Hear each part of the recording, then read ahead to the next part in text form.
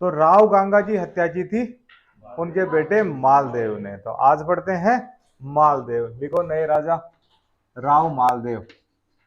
राव मालदेव। मालदेव का जो शासन रहेगा 1532 से लेके 1562 तक रहेगा। 1532 में इन्होंने अपने पिता की हत्या कर दी थी और 1562 में इनकी डेथ हो जाती है। ये काल रहेगा। इनकी जो पहली पहली उपाधि जी इनको मिलेगी राजा बनने से पहले, ये है he is a patricidal ruler, पितृहंता राजा, पेट्रीसाइडल रूलर, पेट्रीसाइडल रूलर। अपने पिता राव गांगा की इन्होंने हत्या कर दी थी। ये पिछले लेक्चर में हम लोगों ने देख लिया था। फिर जो राव मालदेव है, इनकी खास बात यह है इन्होंने खानवा के युद्ध में भाग लिया था। ही पार्टिसिपेटेड इन बैटल ऑफ खानवा। इन्होंने खानवा के युद्ध में भाग लिया था। खानवा का युद्ध होता है 1527 में राणा सांगा और बाबर के बीच में। इस युद्ध के अंदर राणा सांगा ने बहुत सारे राजाओं को पाती भेजी और उनसे हेल्प मांगी। राजस्थान के लगभग जितने भी राजा थे उन्होंने सबने राणा सांगा की मदद की थी।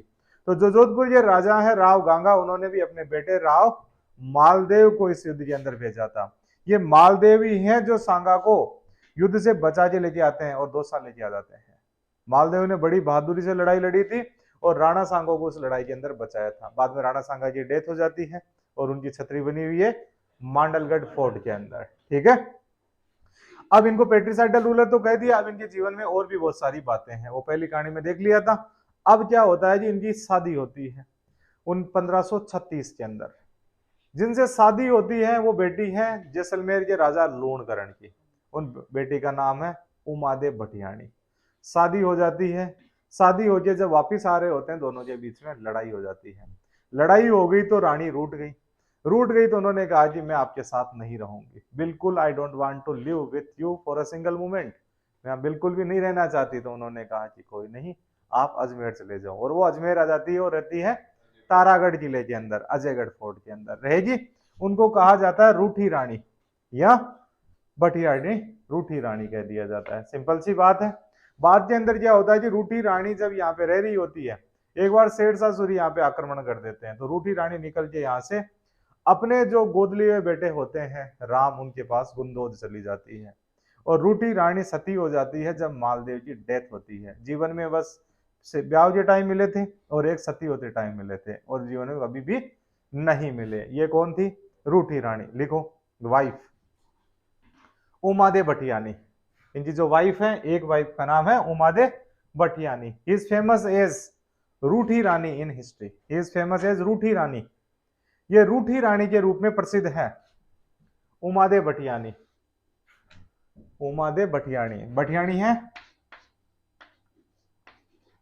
उमादेव भटियाणी। किनके बेटे हैं ये? बेटी है लूणकरण। एक लूणकरण राजा थे जिनके टाइम में साका भी हुआ था। जो आधा साका होता है जैसलमेर का, वो हुआ था राव लूणकरण के टाइम में। उन्हीं की बेटी थी उमादेव भटियाणी और ये रही थी अजमेर के तारागढ़ किले में। ठीक है, इनके बारे में 2-3 बातें लिख लो। रूठी रानी लिख ली। इनके जो अडॉप्टेड सन है वो मालदेव के ही एक बेटे थे राम। लिख लो अडॉप्टेड सन राम, अडॉप्टेड सन राम। तो रूठी रानी पहले तारागढ़ में रहेगी। तारागढ़ के बाद में चले जाएंगे गुंदोज, राम के पास में गुंदोज। और गुंदोज से बाद में ये जब राव मालदेव की डेथ होती है तो सती हो जाते हैं। इतनी सी हिस्ट्री है रूठी रानी उमादेव भटियाणी की। Got it? कोई कंफ्यूजन नहीं है? नेक्स्ट लिखो फिर। मालदेव के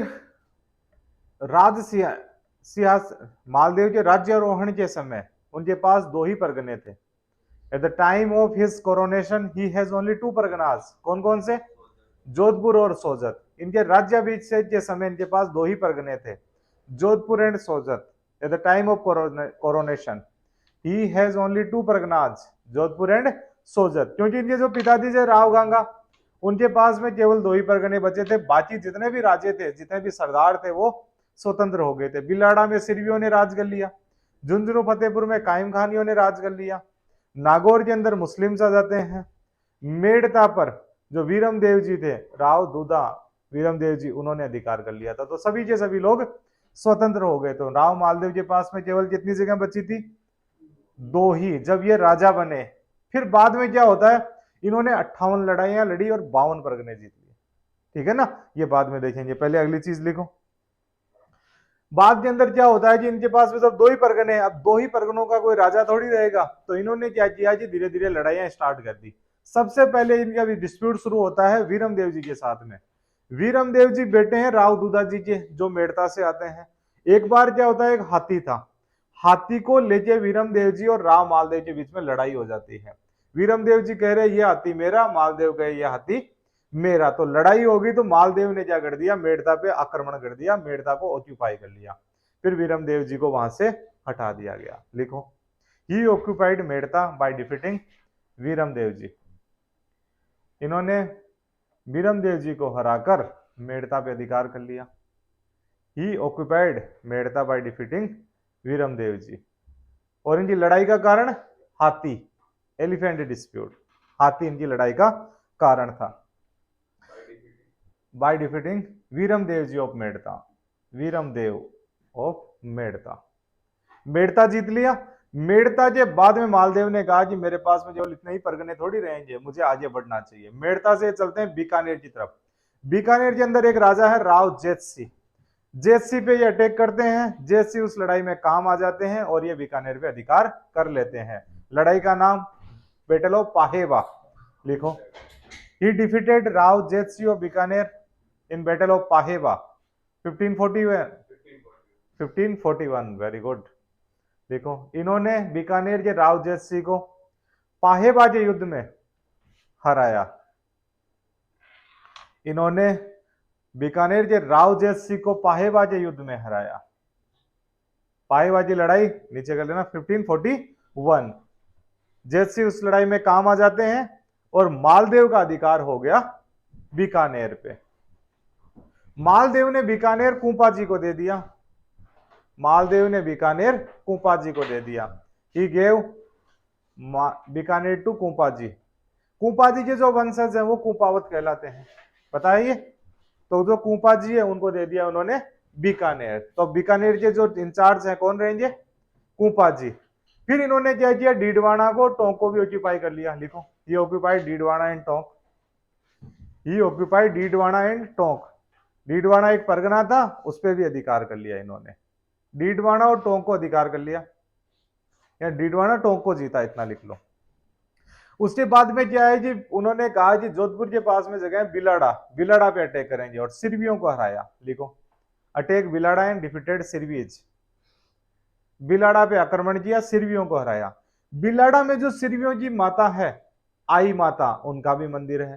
तो बिलाड़ा में थोड़ा डोमिनेंस है सिरवी कास्ट का, तो सिरवियों ने वहां पे अधिकार कर लिया। बाद में मालदेव अटैक करते हैं और सिरवियों को हरा देते हैं। तो बिलाड़ा जीता इन्होंने सिरवियों को हरा के। फिर हम लोगों ने जब किले देखे थे तो ये देखा था कि फतेहपुर में कायम खानियों का रास्ता, झुंझुनू में कायम खानियों का रास्ता। तो Jhunjhunu and Fatehpur was occupied by defeating कायम खानीज। कायम खानियों को हराकर झुंझुनू और फतेहपुर पर अधिकार किया। कायम खानियों को हराकर झुंझुनू और फतेहपुर पर अधिकार किया। फिर नागौर मुस्लिम्स को हराकर नागौर भी जीत लिया। नागौर भी जीत लिया।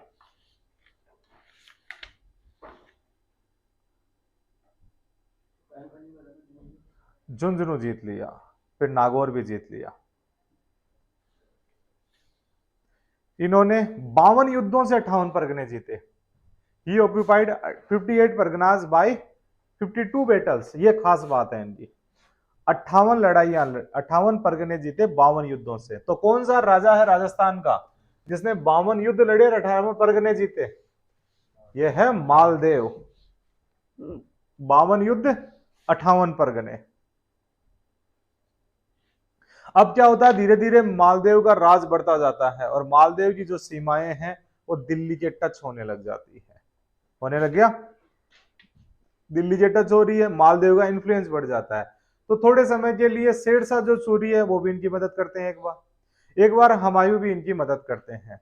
फिर क्या होता है, जो दिल्ली का राज था उस दिल्ली के राज पे शेरशाह सूरी का आगमन हो जाता है, entry of the Sher Shah Suri. Sher Shah Suri की जब एंट्री होती है, दिल्ली का बादशाह था हुमायूं, हुमायूं को शेरशाह सूरी हरा देते हैं और दिल्ली के बादशाह बन जाते हैं। हुमायूं और उनके बीच में दो लड़ाइयां होती है, एक होती है 1539 में चौसा की लड़ाई, battle of Chausa, battle of Chausa. एक होती है 1540 में बैटल ऑफ कन्नौज, कन्नौज। ये जो दोनों लड़ाइयां हैं ये लड़ी जाती है शेरशाह वर्सेस हुमायूं के बीच में, शेर शाह वर्सेस हुमायूं। इन दोनों लड़ाइयों के अंदर शेरशाह जीत जाते हैं। शेरशाह जीत जाए गए तो हुमायूं के पास में कुछ नहीं बचा। अब हुमायूं क्या कर रहे हैं कि हुमायूं को हिंदुस्तान में रहने से ही मना कर देने लग गया, तो हुमायूं रहने से डरने लग गया, तो शेरशाह पीछे पीछे, हुमायूं आगे आगे। तो हुमायूं ने देखा कि अब मुझे भी जाना चाहिए वापस अमरकोट की साइड में, सिंध की साइड में। तो हुमायूं ने इधर से मूवमेंट लिया और वो अमरकोट की सिंध की तरफ जा रहे थे, तो वो जोधपुर के अंदर रुके थे। ठीक है, ये बात लिखो। In 1542, Humayun came to Marwar to seek help from Maldev. Maldev से सहायता लेने के लिए हुमायूं 1542 में मारवाड़ आए। मालदेव से सहायता लेने के लिए हुमायूं 1542 में मारवाड़ आए। तो Humayun came to Marwar in 1542 to seek help from Maldev. Humayun came to Marwar in 1542 to seek help from Maldev. आ गए थे, इधर से जा रहे थे रास्ते रास्ते, ठीक है ना। फिर अभी बुलाने के लिए भी बुलावा भेजेंगे थोड़ी देर में, ठीक है। तो इधर से रुके, अब ये यहाँ पे आ गए। तो ये कौन से जिले में रुके? ये पहला किला है जहाँ पे ये देरावर फोर्ट में रुके, लिखो he stayed at Derawar fort. ये देरावर किले में रुके, लिखूं देरावर, देरावर का किला, देरावर फोर्ट। 3-4 दिन देरावर फोर्ट में रुके। उसके बाद में फलोदी में रुके, एक जगह थी फलोदी, फलोदी में भी रुकते हैं, और जोगी तीर्थ में रुके। 3 जगह रुके थे ये हुमायूं, फलोदी, फलोदी एंड एक जोगी तीर्थ। नाम सुना है जोगी तीर्थ? जोधपुर के अंदर एक तीर्थ है, महादेव का मंदिर भी है यहाँ पर, जोगी तीर्थ। देरावर फोर्ट, फलोदी एंड जोगी तीर्थ, 3 जगह रुके थे। अब क्या होता है कि मालदेव के पास में ये मदद के लिए आते हैं, मदद के लिए आते हैं। तो फिर मालदेव को जब पता लगता है कि हुमायूं मारवाड़ के अंदर आए हैं, तो अपना एक डेलीगेशन भेजते हैं हुमायूं से मिलने के लिए। उस डेलीगेशन का नाम लिख लो, लिखो नाम। मालदेव ने, मालदेव ने रायमल सोनी, रायमल सोनी, अतका खान और मीर संबंध को हुमायूं से मिलने भेजा, हुमायूं से मिलने भेजा।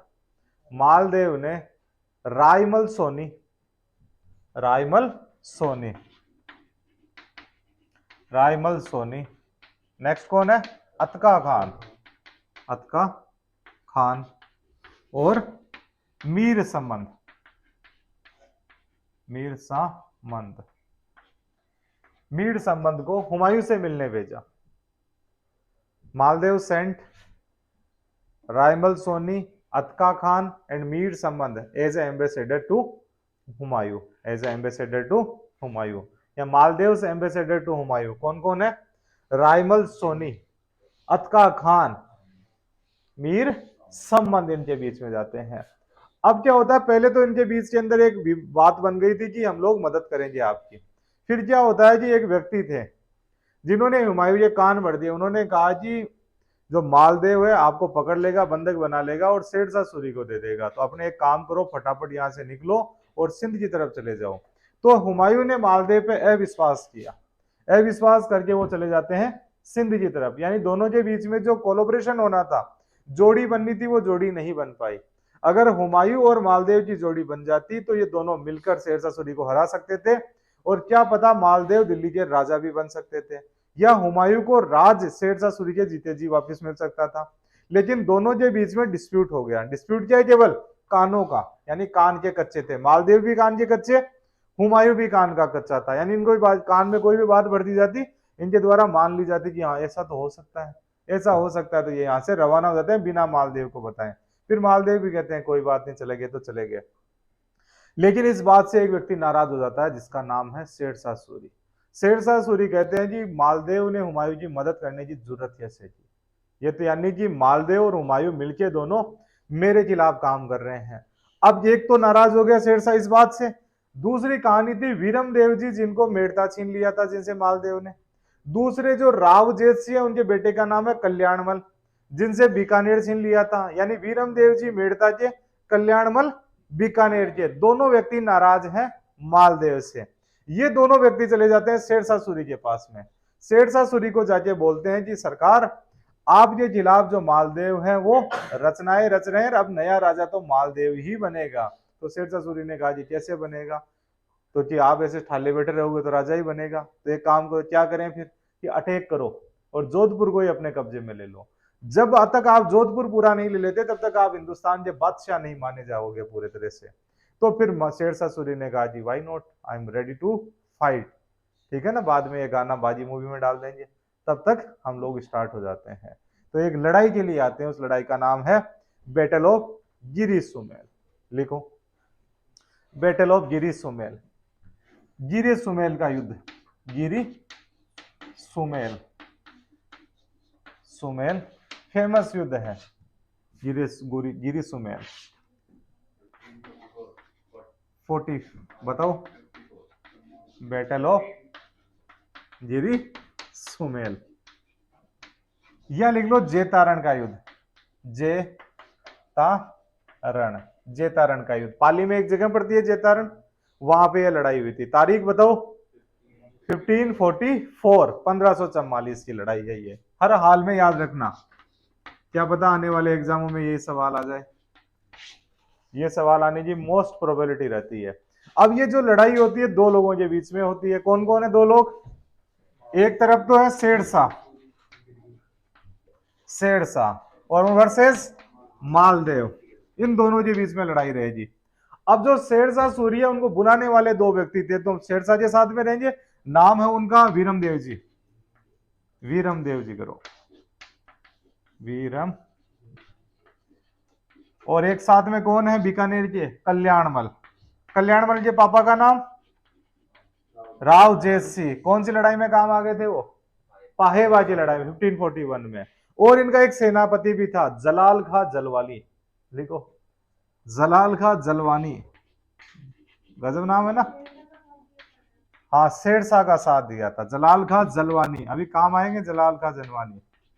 शेरशाह युद्ध हार जाता, जलाल खान जलवानी नहीं होते तो। ठीक है, ये तीन जने तो हैं शेरशाह की साइड में, और इनकी तरफ है जेता और कोपा जी, जेता और कोपा, जिनको इतिहास में ऐसे जाना जाता है जेता और कोपा, जेता और कोपा। जेता के नाम पे जेतारण बना और कुपावत के नाम पे कुपावत शाखा होती है। ठीक है ना, कुपावत, ये इनकी तरफ से लड़ाई लड़ रहे हैं। नीचे ही नीचे जलाल खान जलवानी, वापिस बोलो कौन है, जलाल खान जलवानी। अब सुनते हैं लड़ाई। हाथी को लेकर वीरम देव जी और मालदेव की लड़ाई हो जाती है। बीकानेर को लेकर राव जेठ सिंह और मालदेव की लड़ाई होती है, जिसमें कुपा जी क्या बन जाते हैं, वहां के ऑक्यूपाई कर लेते हैं बीकानेर को, और कल राव जेठ सिंह काम आ जाते हैं। बाद में कल्याणमल, वहां पे कल्याणमल उत्तराधिकारी होते हैं, उनको कुछ नहीं मिलता, तो वीरम देव जी और कल्याणमल चले जाते हैं शेरशाह सूरी के पास में। शेरशाह सूरी ओरिजिनली नाराज है मालदेव से, क्योंकि वहां पे जोगी तीर्थ के अंदर वो मुलाकात करने की तैयारी कर रहे थे हुमायूं से, तो ये बातें थी। तो यहाँ पे शेरशाह सूरी अटैक करने आ जाते हैं मारवाड़ के अंदर, अटैक करने आते हैं। दोनों सेनाएं, एक साइड के अंदर मालदेव की सेना, दूसरी साइड के अंदर शेरशाह सूरी की सेना बैठ जाती है। अब जब शेरशाह सूरी को पता लगता है कि उस साइड में तो जबरदस्त योद्धा है, और ये योद्धा हारते भी नहीं, क्योंकि इन्होंने अभी तक कितनी लड़ाइयां लड़ दी है, 52 लड़ाइयां लड़ी है, 58 परगने, यानी कि योद्धा जबरदस्त है, लड़ाई खतरनाक होने वाली है। तो शेरशाह सूरी वहां पे कहते हैं कि यार यहाँ पे जीत के करेंगे क्या, इधर कुछ धान वान तो है ही नहीं, हम जीत के करेंगे क्या इस जगह को।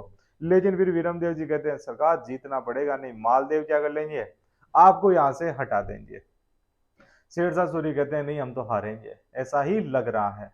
तो विरमदेव जी कहते हैं टेंशन करने की जरूरत नहीं, मैं हूं ना, किसका है इंतजार, ठीक है ना, इंतजार करने की जरूरत नहीं है, मैं सब कुछ संभाल लूंगा, हम लोगों का खून एक है, मैं बैलेंस कर दूंगा, इसने हमारा राज छीना है तो राज वापिस हम इसका राज छीन लेंगे, ठीक है ना। हाथी के लिए लड़ाई हम बहुत ज्यादा हो गई। अब क्या करते हैं वीरम देव जी, लेटर लिखते हैं, उनके पास में पढ़े लिखे थे, लेटर लिख देते हैं, और लेटर वो उस लेटर में लिखते हैं कि जो कूपा है और जो जेता है ये शेरशाह की तरफ मिल चुके हैं और आपको इतने इतने पैसे दिए जाते हैं, और ऐसा लिखा जाएगा कि जेता और कूपा बिके करोड़ों में। समझ में आ गया, ऐसा उन्होंने कुछ लिख दिया कि वो जो पूरा का पूरा जी हम लोगों की ऐसे मुलाकात होगी और उसमें जी हमारी ट्रीटी साइन की जाती है कि जेता जी और कूपा जी हैं वो लड़ाई के दौरान मालदेव को धोखा दे देंगे, और ऐसे झूठे ही पर्चे उन्होंने अलग अलग जो मारवाड़ की सेना थी, मालदेव की सेना थी, उसमें फिकवा दिए। अब जैसे ही वो पर्चा एक हाथ में लगा, क्योंकि पर्चा पहुंचाना था मालदेव के पास में, वीरमदेव जी को पता था मालदेव कान का कच्चा है, अगर उसके सामने कोई भी बात भेज दी जाएगी तो मालदेव उस पर फटाफट विश्वास कर लेगा, विश्वास करके वो वैसा ही एक्ट करेगा, वो किसी से भी नहीं पूछेगा। तो जैसे उसके पास में पर्चा जाता है कि जेता और कुंपा बिके करोड़ों में, ये तो बिक गए, और जेता जी और कुंपा जी साथ वाले टेंट में ही थे। अब मालदेव क्या करते हैं उसी टाइम अपने जो भी मेन मेन सैनिक होते हैं उनको बोलते हैं कि अपने तो चलो लड़ाई नहीं लड़नी, क्योंकि अपने साथ में धोखा, क्या है ये धोखा, हमारे साथ धोखा हुआ, हम तो चले जाते हैं। कूपा और जेता को ये बताते ही नहीं कि हम लोग वापिस जा रहे हैं। जब वो लेटर पहुंचता है जेता और कूपा के पास में, वो कहते हैं ये तो हो गया धोखा और हमारे पे विश्वास किया गया, हम लोगों ने मारवाड़ के लिए जान जी, मारवाड़ के लिए जिए हैं और मारवाड़ के लिए ही मरेंगे, हम लोग इस कलंक के साथ नहीं जीना चाहते। जिस किसी ने भी ये धोखा किया हो सकता है उन्होंने एक रणनीति बनाई होगी, लेकिन हम लोग लड़ाई लड़ेंगे भले ही मालदेव वापिस चला जाए। तो जेता और कूपा टूट पड़ते हैं शेरशाह सूरी की सेना पे और जबरदस्त लड़ाई होती है। इस लड़ाई में एक कंडीशन एक बार ऐसी बन गई थी कि मारवाड़ की जो सेना थी बिना मालदेव के, इन दोनों ही जैसे बाजीराव लड़ता है दोनों हाथों से, उस तरीके से हम दो जने ही बहुत है तुम्हारी सेना के लिए, तो इनके साथ में कुछ लिमिटेड योद्धा होते हैं, ये शेरशाह सूरी की सेना पे टूट पड़ते हैं और शेरशाह सूरी की सेना हारने लग जाती है कि एक बार भागो भागो मरती मरती मरती, ऐसे हालात बन जाते हैं। फिर आता है जलाल खान जलवानी। जलाल खान जलवानी थोड़ी सी दूरी पे थे 20-25 किलोमीटर, उनको पता लग रहा है हमारी तो सेना भाग रही है, तो भी वो घोड़ों को भगाते हैं, ये लब करो, ठीक है ना, अब अपने ट्रोट कैंटर से काम नहीं चलेगा, तो थोड़ा सा दौड़ो, दौड़ लगाते हैं और फटाफट सेना मिल पहुंच जाती है। तो जैसे ही मुगल सेना को पता लगता है कि जलाल खान जलवानी बहुत सारी सेना लेके आ गए, तो वापिस लड़ने के लिए आते हैं और कुंपाजी और जेताजी उस लड़ाई में काम आ जाते हैं। बाद में मालदेव को पता लगता है कि मैंने तो झूठा ही है विश्वास कर लिया था, ये लोग तो मेरे ही साथी थे। बाद के अंदर क्या होता है, शेरशाह सूरी जोधपुर पे अटैक करते हैं और जोधपुर को एक्वायर कर लेते हैं और मालदेव बदराजून चले जाते हैं। इतनी बातें लिख लें, लिखो, इतना लिख लिया था, लिखा है नहीं लिखा, चलो ठीक है लिख लो इसमें।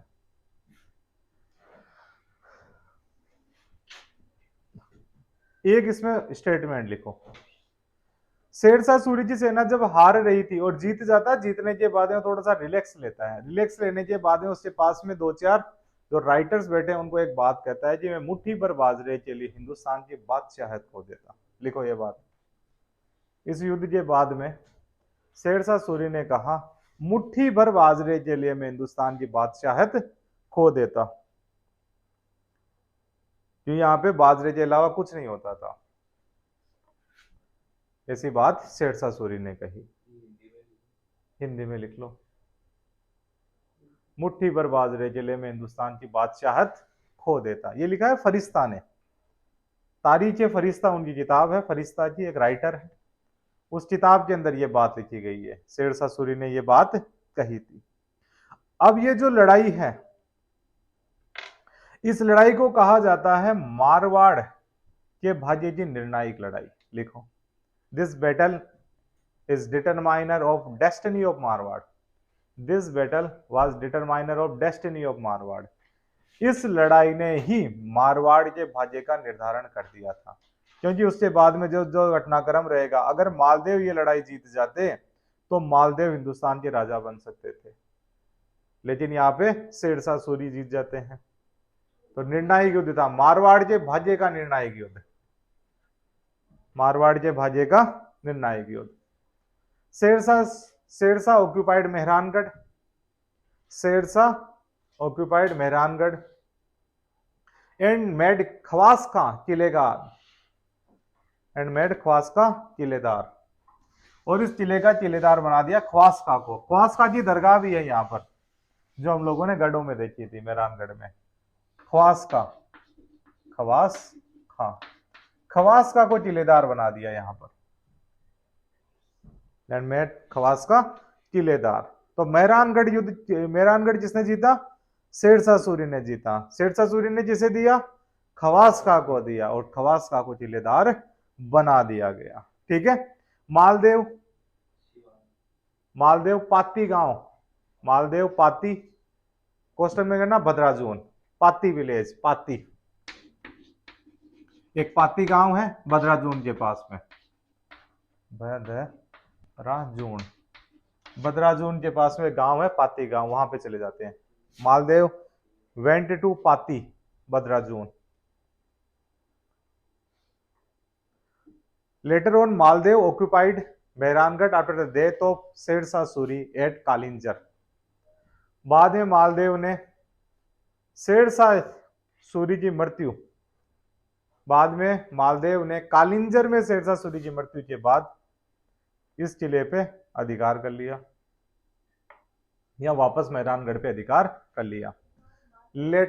बाद में कालिंजर में शेरशाह सूरी की मृत्यु के बाद, बाद में कालिंजर में शेरशाह सूरी की मृत्यु के बाद मालदेव ने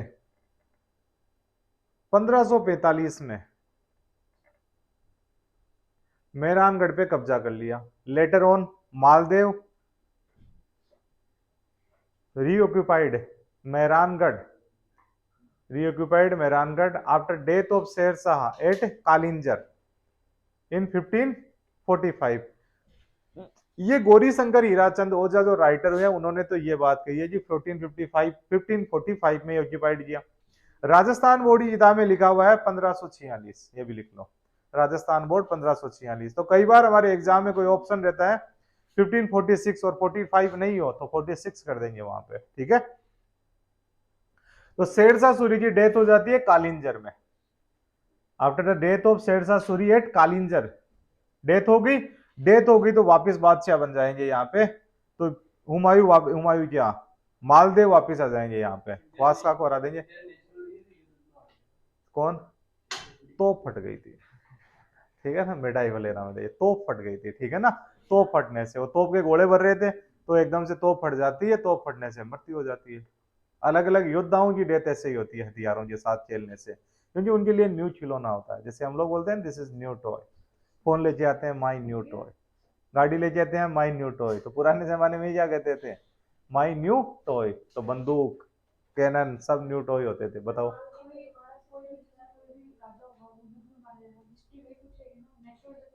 ना ऐसे नहीं पूछती, पूछ लेगी पर अपने कहानी पता रहनी चाहिए तो बता देंगे। ठीक है।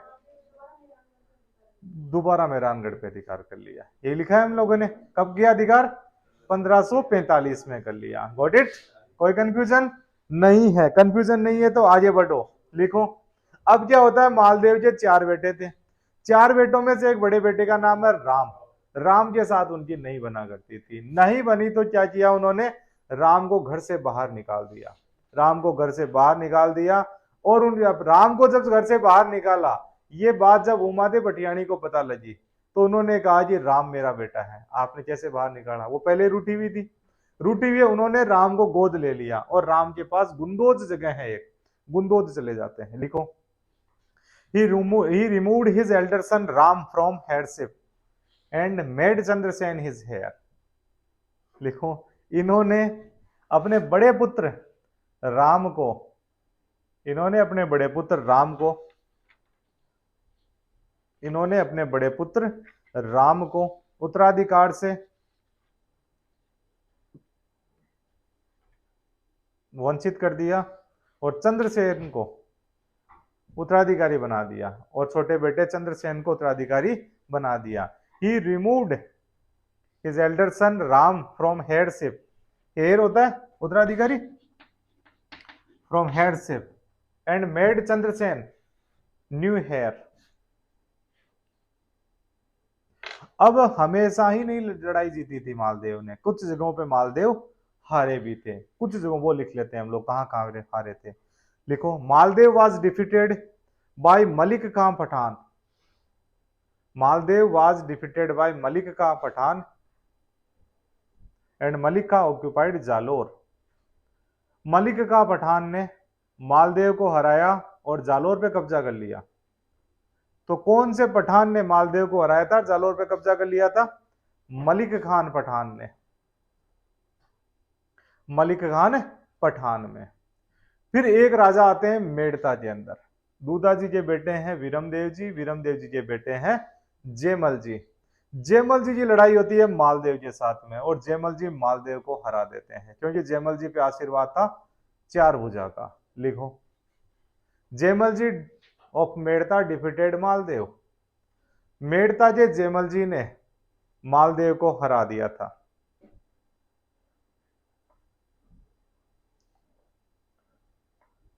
अब ये जो लड़ाई हुई थी उसके अंदर जो बीकानेर के कल्याणमल हैं उन्होंने जयमल जी का साथ दिया, तो दोनों बीकानेर और मेड़ता मिलके दोनों जोधपुर को हरा देते हैं, क्योंकि कल्याणमल का दुश्मन भी मालदेव और जो मेड़ता वाले हैं उनका दुश्मन भी मालदेव, तो दोनों साथ में हो गए, साथ में होके मालदेव को हरा देते हैं। बाद में अंदर क्या होता है जी, 1557 की बात है। 1557 में मालदेव वापिस मेड़ता पे कब्जा कर लेते हैं और यहाँ पे एक किला बनाते हैं। नाम बताओ उस किले का? मालकोट का दुर्ग। वेरी गुड, लिखो। In 1557, Maldev reoccupied Medta. In 1557, 1557 में मालदेव ने मेड़ता पे कब्जा किया और मालकोट दुर्ग बनाया। In 1557, Maldev captured Merta and constructed fort of Malkot. Malkot का किला बनाया था। खूब सारे किले बनाएंगे मालदेव। एक फेमस किला है मालकोट दुर्ग, ये मेड़ता के अंदर है। यानी अब जब हिस्ट्री पढ़ते हैं हम लोग तो बहुत सारी बातें रिवीजन होने लग जाती है, रिपीट हो रही है, तो वो रिपीट होती है मतलब हमारी अंडरस्टैंडिंग और ज्यादा बेहतर बनती जाती है, याद करना हमारे लिए और ज्यादा आसान हो जाता है। कोई कंफ्यूजन नहीं है? लिखो, कुछ लोगों ने इन्हें अलग अलग टाइटल भी दिए हैं, उन टाइटल्स देखो इनके। हसमत वाला राजा, the most potent ruler of Hindustan, दोनों लिख लेना इसको हिंदी और इंग्लिश में। हसमत वाला राजा, हसमत वाला राजा, most potent ruler of Rajasthan. ताकत होती है ना, पोटेंसी, तो most potent ruler of Rajasthan, Hindustan not Rajasthan. Most potent ruler of Rajasthan, हसमत वाला राजा। किन्होंने कहा? फरिश्ता ने कहा इन्हें। पहले तारीख के फरिश्ता में शेरशाह सूरी ने कह दिया था, मुट्ठी पर बाजरे के लिए मैं हिंदुस्तान की बादशाहत खो देता, आफ्टर द बैटल ऑफ गिरी सुमेल कहा था। लिखो, इन्हें हिंदू बादशाह की उपाधि भी है, हिंदू बादशाह। ये चारण कवियों ने दिए इन्हें। हाँ, मालदेव को हिंदू बादशाह, हिंदू बादशाह है, ये चारण कवियों ने इनको उपाधि दी थी। ये फरिश्ता ने, मोस्ट पोटेंट रूलर। कई बार सवाल आता है राजस्थान का वह राजा कौन जिसे हसमत वाला राजा के नाम से जाना जाता है? नाम मालदेव। कोई कंफ्यूजन नहीं है? इन्होंने पोखरण का किला बनाया, ही constructed Pokhran fort, Pokhran fort. अब इनकी खूब सारी रानियां थी, एक रानी तो फेमस है रूठी रानी के नाम से, जो बेटी थी राव लूणकरण की। एक रानी और थी इनकी, स्वरूप दे। लिखो, स्वरूप दे कंस्ट्रक्टेड स्वरूप सागर तालाब। एक जोधपुर में तालाब है स्वरूप सागर तालाब, उसका नाम लिख लो। स्वरूप दे कंस्ट्रक्टेड स्वरूप सागर तालाब, जिसे बहू जी का तालाब कहते हैं। His queen स्वरूप दे कंस्ट्रक्टेड स्वरूप सागर तालाब, दैट इज कॉल्ड एज बहू जी का तालाब, स्वरूप सागर तालाब। क्या कहा जाता है इसे? बहू जी का तालाब। किसका तालाब? बहू जी का। जैसे जोधा जी की एक रानी थी, वो उनकी बावड़ी बनी चौहान बावड़ी, चांद बावड़ी, वैसे ही ये बहू जी की तालाब रहेगा। कोई कंफ्यूजन नहीं है? इनके दरबार के अंदर दो कवि भी थे, उनके नाम लिख लो, आशा बारेट और ईश्वरदास जी। इनके बारे में हम लिटरेचर में पढ़ेंगे। आशा बारेट और ईसरदास जी। जो रूटी रानी की कहानी है वो इन कवियों की ही देन है, वो हम लोग उस दौरान जब पढ़ेंगे, ठीक है ना। आशा बारेट, एक आशा जी बारेट थे, और ईसरदास जी, ईसरदास जी, आशा बारेट और ईसरदास जी, इनकी डेथ हो जाती है 1562 में, डेथ 1562, और उमादे सती हो जाते हैं, उमादे सती हो जाते हैं। रूटी रानी बिकम्स सती ओवर हिम। अब क्या, इनके बेटे हैं 4, कितने बेटे? 4, लिख लो 4 बेटों को क्या क्या दिया। सबसे बड़े बेटे राम, राम को दिया, बताओ क्या दिया? गुंदोज, देखो गुंदोज, राम को देंगे गुंदोज, राम को गुंदोज दे देंगे। एक बेटे हैं मोटा राजा, नाम से फेमस होंगे वो, उदय सिंह, उदय सिंह को क्या दिया जाएगा? उदय सिंह को बीकानेर नहीं देंगे। और बताओ, जहां पे दुनिया का सबसे बड़ा सोलर पार्क इंस्टॉल्ड हो चुका है, फलोदी, क्या है? फलोदी, लिखो, हाँ लोधी। कितनी कैपेसिटी है उसकी बड़ला जी? 2245 मेगावाट। वेरी गुड, ढंग से नाम आते हैं बताते हैं, कुलदीप में जोश आता है, उनका दीपक है ना। फैक्चुअल चीजें कुछ ही पूछो नहीं है, या अभी कॉन्स्टिट्यूशन के आर्टिकल और ये जो इकोनॉमिक सर्वे ऐसे आने चाहिए, फटाफट आते जाएंगे, फिर हमारे लिए एग्जाम बहुत छोटी चीज हो जाता है, उसके लिए कोई ज्यादा एफर्ट नहीं करने पड़ते हैं। एक बेटे थे इनके रायमल, उनको दे दिया सिवाना, लिखो रायमल। रायमल के बेटे थे, उनका नाम बताओ जो हम लोगों ने पढ़ा है? कल्ला, कल्ला जी, कल्ला रायमलोत, याद आए थोड़े बहुत? सिवाना का दूसरा साका, सेकंड साका ऑफ सिवाना, वो रायमल जी के ही बेटे थे, इनको दिया सिवाना। अब बताओ, ये तो 3 ही जने हुए, चौथा बेटा कौन? चंद्रसेन। चंद्रसेन को क्या मिला? जोधपुर, क्या मिलेगा? जोधपुर, उत्तराधिकारी बन गए, उत्तराधिकारी बन गए। ऐसा बंटवारा करके गए थे मालदेव, और फिर उनका स्वर्गवास हो जाता है 1562 में। ये थे हमारे मालदेव, हसमत वाला राजा, हिंदू बादशाह, ठीक है, जिस राजा का शासन बड़े लंबे चौड़े इलाके के अंदर फैल गया था। बाद में इनके उत्तराधिकारी आते हैं जिनका नाम है राव चंद्रसेन, लिखो राव चंद्रसेन, राव चंद्रसेन, भूला बिसरा राजा, मारवाड़ का प्रताप, खूब सारी इनको उपाधियां हैं। राणा प्रताप का पथ प्रदर्शक, देखो राव चंद्रसेन, राव, राव चंद्रसेन, राव चंद्रसेन, 62 से 80, 1562 टू 80, 1580 तक ये राजा रहे थे।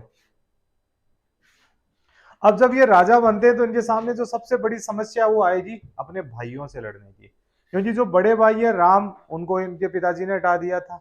इनसे और बड़े भाई हैं मोटा राजा उदय सिंह, उनसे भी इनकी नहीं बना करती थी, और रायमल से भी नहीं बनती थी। तो इनके भाइयों ने इनके खिलाफ रिवोल्ट कर दिया, लिखो his brothers revolted against him. हाँ 80 80 80, हाँ सही नहीं दिख रहा ये, लाइट है ये, क्या है? लाइट, दिमाग की बत्ती जलाओ, ठीक है, याद हो गया? लिखो फिर, his brothers revolted against him, इनके भाइयों ने इनके विरुद्ध विद्रोह कर दिया। अब विद्रोह कर दिया तो चंद्रसेन को लड़ना पड़ेगा, लड़ाई लड़ेंगे तो अपने भाइयों को भी हराएंगे। He defeated Uday Singh at Lohawat, इन्होंने लोहावट के युद्ध में उदय सिंह को हराया। He defeated Uday Singh at Lohawat, वैसे लिख लो, उदय सिंह को कहां पे हराया? Battle of Lohawat. लोहावट एक जगह है, विधानसभा क्षेत्र भी है, लोहावट जोधपुर के अंदर आता है, ठीक है। और दूसरे भाई हैं राम, उनको हराया नाडोल में, राम को हराएंगे नाडोल के युद्ध में, नाडोल, नाडोल के युद्ध में दोनों भाइयों को हरा दिया। रायमल जी थे, उन्होंने कहा कि मैं लड़ाई वड़ाई नहीं करता, ठीक है ना, राम का नाम लेता हूं मैं, हरा दिया। अब जब राम को नाडोल में हराया तो राम के पास में जो गुंदोज है वो कब्जा कर लिया चंद्रसेन ने, कब्जा कर लिया तो राम हो गए बेघर, बेघर हो गए तो वो सीधे चले जाते हैं अकबर के पास में। राम अकबर के पास में जाते हैं, अकबर को कहते हैं कि लड़ाई लड़ो सरकार और सीधे आओ जोधपुर और जोधपुर पे अटैक करो। तो अकबर ने जोधपुर पर अटैक किया और जोधपुर पे कब्जा कर लिया तो फिर चंद्रसेन को भागना पड़ा। फिर मूवमेंट देखेंगे, पहले लिख लो। देखो, Akbar attacked Jodhpur in the leadership of Hussain Quli Khan. Akbar attacked Jodhpur in the leadership of Hussain Quli Khan. Hussain Quli Khan के नेतृत्व में 1564 में अकबर ने जोधपुर पे अटैक किया, आक्रमण किया। हुसैन कुली खान, हुसैन कुली खान, हुसैन कुली खान के नेतृत्व में अकबर ने 1564 में जोधपुर पर आक्रमण किया। चंद्रसेन लेफ्ट टू भद्राजून, और चंद्रसेन चले गए भद्राजून। जब शेरशाह सूरी ने जोधपुर पे अटैक किया था और मेहरानगढ़ को ऑक्यूपाई कर लिया था, तो मालदेव कहां पे चले गए थे? भद्राजून, और पाती गांव में रहे थे। तो मालदेव जब चले गए थे, उनके बेटे भी वापस कहां पे जाएंगे? भद्राजून ही जाएंगे, चले गए भद्राजून। तो ये कहानी है यहां तक की, ठीक है। नेक्स्ट लिखो अकबर का नागौर दरबार, फिर नई कहानी चालू होगी। अकबर का नागौर दरबार, नागौर दरबार ऑफ अकबर, नागौर दरबार ऑफ अकबर, नागौर दरबार of Akbar, Akbar 1570, very very important, ठीक है, बहुत ज्यादा महत्वपूर्ण है ये।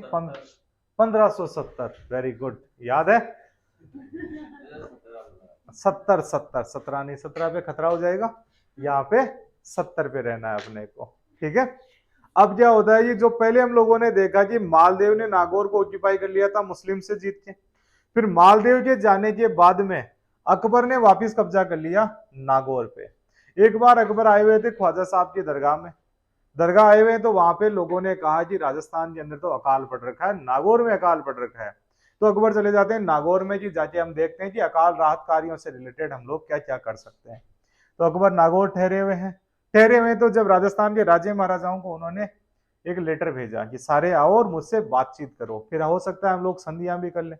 तो राजस्थान के खूब राजे महाराजे नागौर दरबार में आते हैं, जैसलमेर के हरराज आते हैं, बीकानेर के कल्याणमल आते हैं, जोधपुर के मोटा राजा उदय सिंह आते हैं, राव चंद्रसेन खुद भी जाते हैं, और कल्याणमल के साथ में उनके बेटे राय सिंह भी आते हैं। तो खूब सारे लोग नागौर दरबार में आए। ज्यादातर राजा महाराजाओं ने अकबर के साथ वहां पर संधि कर ली। जब चंद्रसेन नागौर दरबार में जाते हैं तो वहां पे देखते हैं कि ऑलरेडी मेरे बड़े भाई साहब मोटा राजा उदय सिंह और अकबर के साथ में तो बढ़िया बातचीत हो रही है, बीरबल दोनों को चुटकुले सुना रहे हैं और दोनों बढ़िया राजी हो रहे हैं, मतलब हमारा यहाँ पे बात नहीं बनेगी। तो अकबर चंद्रसेन क्या होते हैं, नागौर दरबार को छोड़कर चले जाते हैं। उससे बात पता लगती है, फिर अकबर कहते हैं चंद्रसेन को बुलाओ, देखिए बातचीत करनी है। तो चंद्रसेन तो चले गए तो अकबर नाराज हो जाते हैं, नाराज होकर सीधा इनके पीछे सेना भेज देते हैं, ठीक है। उससे पहले 2-3 बातें नागौर दरबार की लिख लो, फिर आगे देखेंगे। लिखो, नागौर दरबार लिखा 1570 में। अकाल राहत कार्य हेतु, उद्देश्य क्या था इसका? ड्रॉट रिलीफ प्रोग्राम, उद्देश्य ड्रॉट रिलीफ, उद्देश्य इसका ड्रॉट रिलीफ था।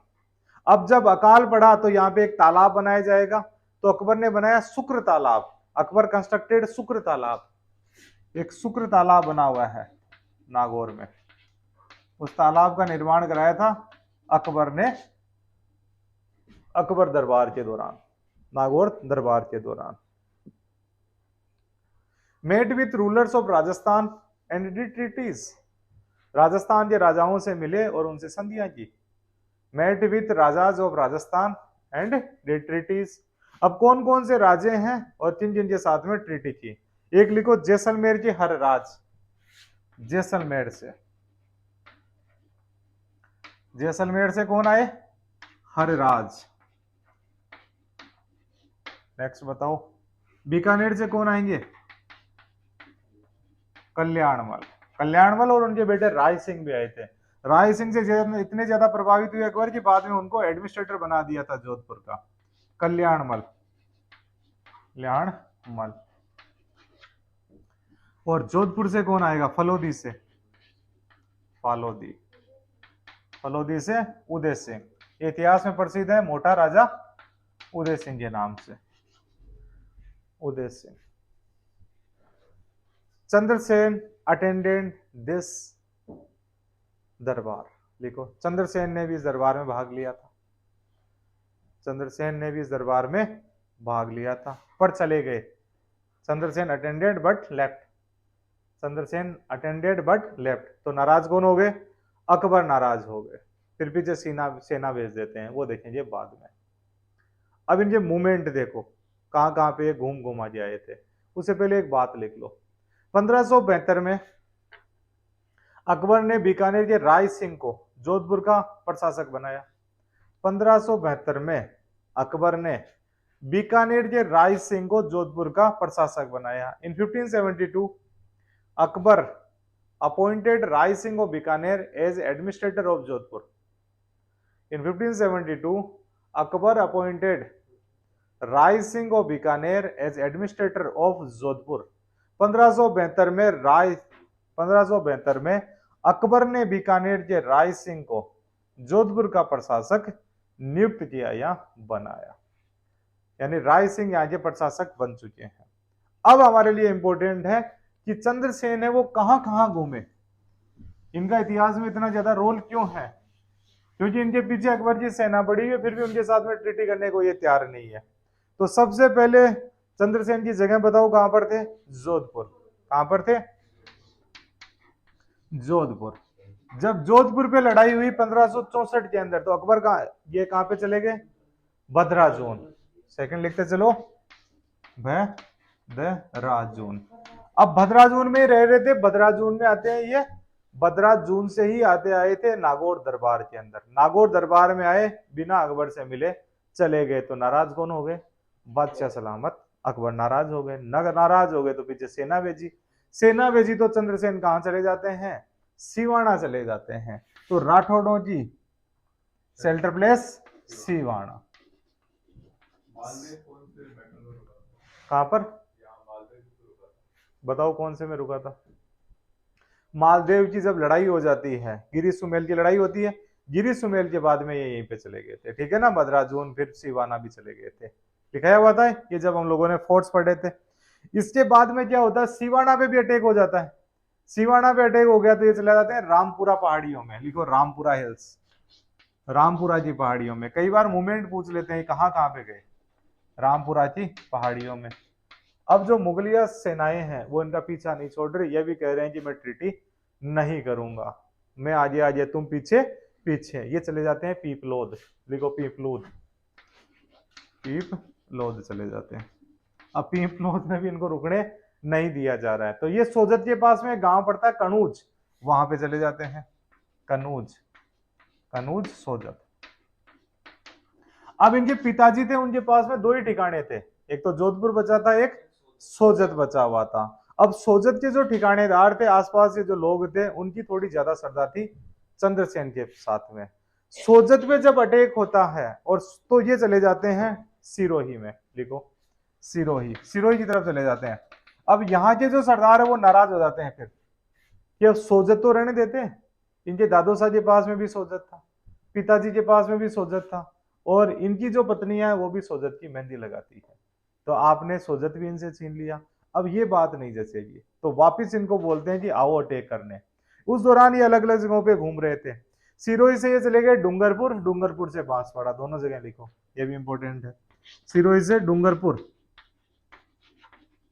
डूंगरपुर, डूंगरपुर से बांसवाड़ा। इसी दौरान ये मिले महाराणा प्रताप से, लिखो he met with Maharana Pratap. अब इतना घुमाई हो रही है तो महाराणा प्रताप से मुलाकात होगी। इस जमाने के अंदर महाराणा प्रताप भी हल्दी घाटी के युद्ध के बाद में इन्हीं इलाकों में रह रहे थे, ठीक है। तो महाराणा प्रताप से इनकी मुलाकात हुई थी। बाद के अंदर क्या होता है, 1579 में सोजत पे इनका वापिस अधिकार हो जाता है, लिख लो।